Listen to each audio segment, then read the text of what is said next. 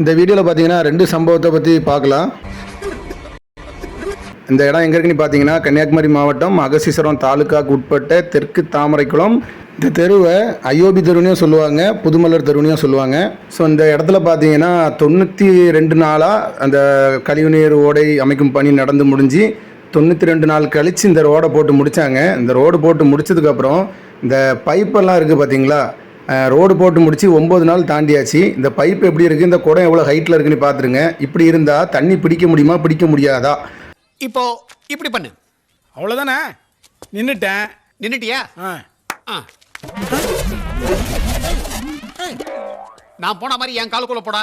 So இந்த தெருவில் பார்த்தீங்கன்னா ஒரு 2 பைப்பு இதே கண்டிஷனில் இருக்குது. நானும் இந்த துறையில் இருந்து ஒருத்தர் நபர்கிட்ட சொன்னேன், அவர் அசால்ட்டாக கண்டுக்காமல் போயிட்டார். நேற்று பஞ்சாயத்து ஊழியர் இன்னொருத்தருக்கு ஃபோன் பண்ணேன், அவர் என்னோடய ஃபோனை பிக் பண்ணல. ஸோ எனக்கு இதுக்கு மேலே அவங்கக்கிட்ட எப்படி இந்த விஷயத்தை கொண்டு போகணும்னு தெரில. இந்த கொடுமையை உங்களுக்கு தெரியப்படுத்த முயற்சி பண்ணி முடியல.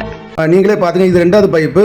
ஒரு பைப்பு காட்டினேன், இது 2வது பைப்பு. ஸோ குடம் எப்படி இருக்குன்னு பார்த்துருங்க, அந்த பைப்போட ஹைட்டையும் பார்த்துடுங்க. இதை இன்னும் எத்தனை நாளில் சரி பண்ணி கொடுப்பாங்கன்னு தெரில.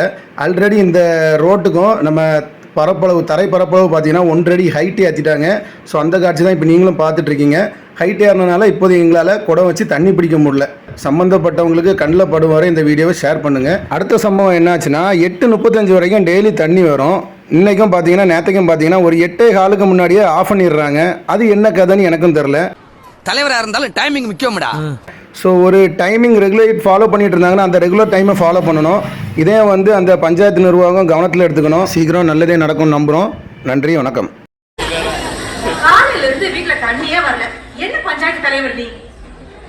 படிச்சு சொன்னேனேடா, கண்டிஷன்ஸை ஃபாலோ பண்ணுங்கடான்னு கேட்டீங்களா?